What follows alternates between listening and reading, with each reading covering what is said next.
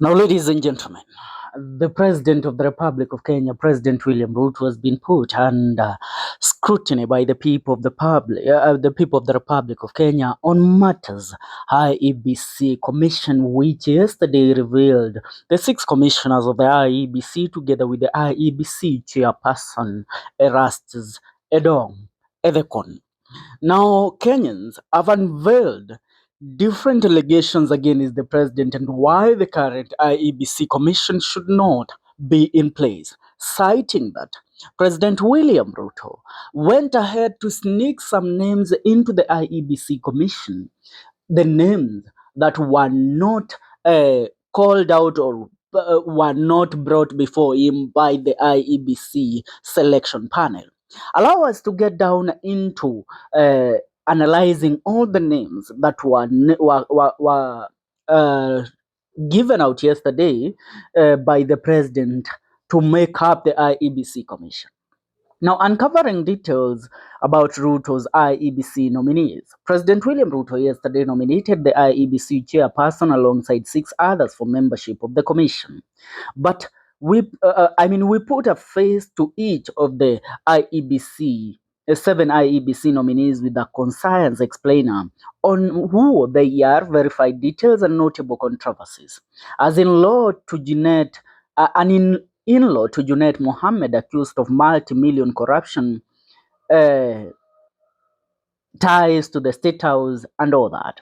Number one, we will begin with the most common, that is the name of the current IEBC chairperson, Erastus Edokon.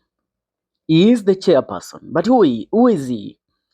He is a 48-year-old human rights lawyer and governance expert from Turkana County. Edokon served as Turkana County attorney under the former governor Josephat Nanok, who is now President Ruto's State House comptroller. He holds 3 master's degrees and worked for the UNDP on legal reforms. He would be the youngest IEBC boss ever. Now, political ties and controversies. Edokon advised Nanok's administration and some claim without proof that during his tenure was linked to financial mismanagement in Turkana County. Interestingly, Nanok was Ruto's chief agent in the 2022 elections, fueling allegations that Edokon nomination is part of a plan to influence the 2027 polls. No evidence ties him to corruption, nor are claims for utilizing this connection to rig have been substantiated. But critics question his independence. Why does this matter? His legal expertise is solid, but his ties to Nanok Aki Ruto Hala raises eyebrows. If approved, he will oversee an election where technically his former boss has vested interest.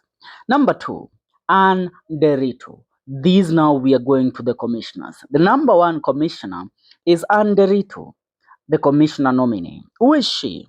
She is the current Registrar of Political Parties, ORPP, from Nyandarua. Derito regulates party registrations and funding. She is a seasoned electoral administrator with decades of experience, controversy, and recognition. In March 2023, President Ruto awarded her the President's Award on Women Leadership, praising her on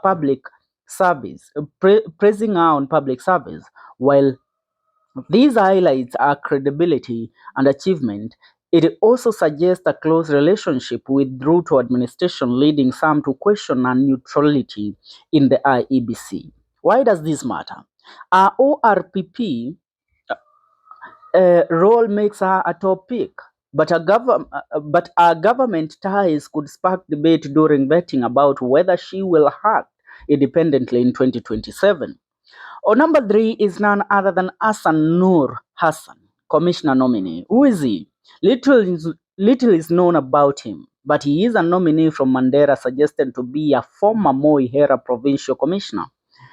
Explosive claims allege that he is tied to the 5.8 billion NYS scandal and Mau Forest graft. According to Miguna, though no evidence has been shown by him or anyone else to support the outrageous accusations, also said to be Junet's brother-in-law. Also, Aoko has come up with details linking this man called Hassan Nur Hassan to Junet Mohammed. Remember, Junet Mohammed is the current minority leader in parliament and also an ally of Raila Amolo Odinga. As we know, Raila Amolo Odinga and President William Ruto are allies currently. So what should we expect in the 2027 general election if this is what we are going to have? His last minute addition to the list sparked unconstitutional complaints. And if the graft claims surface in vetting, it would derail his approval. Now listen to what Aoko says on matters this man, the number 3 commissioner. Aoko says this, and I want you to listen and listen very carefully. She says, so the last IEBC composition, Joho gave out his concubine and baby mama Cherera. This time Junet has given his brother-in-law Hassan Nur. That Mswahili and Oria have been using Raila's collateral for years. Now wait, wacha nisiende mbali. Haven't you heard the meals in Nyanza? She has a lot of stories, but when you look at it, all these allegations that are coming up, listen. Nur Hassan used to be the Rift Valley Commissioner before being Chief of Staff, Office of Devolution Ministry. Yeye ndiye alipea Junet huge tenders during NYS scandal. And Oria has not invested in Luo land where he is MP ndio tuseme amepea voters kazi. Hata nyumba hana. Now listen, as we go forward.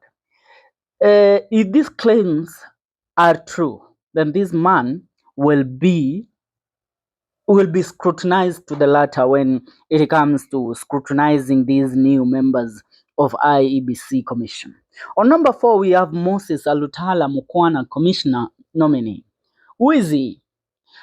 Commissioner Mukwana, he is a political commentator from Kakamega. Mukwana pushed for merging the IEBC chairperson and CEO roles to avoid clashes in those in 2022.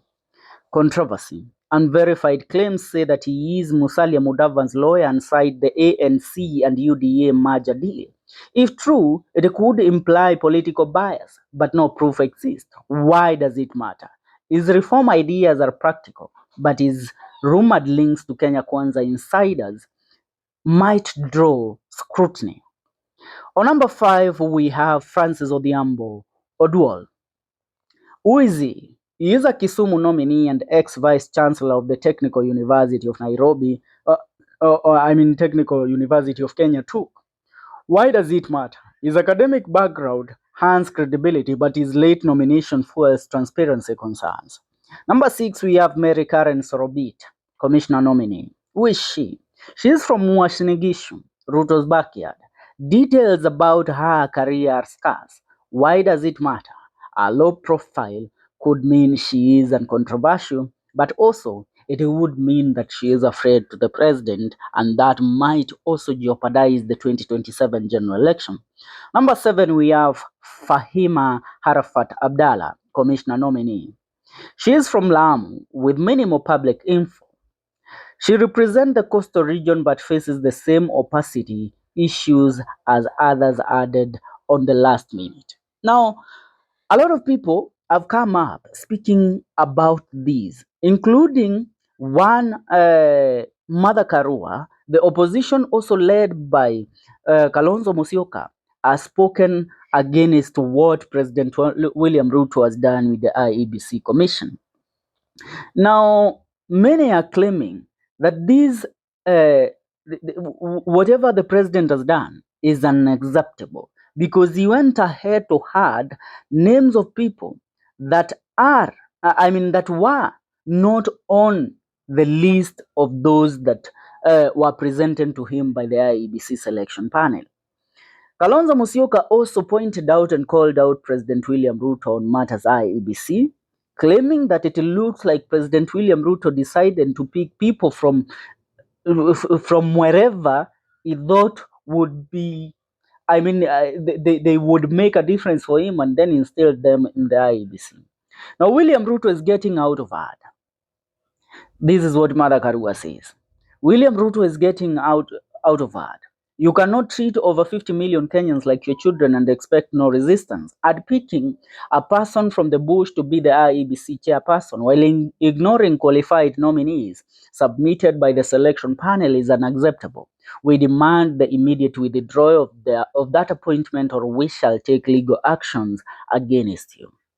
Yes, watu wameanza hashtag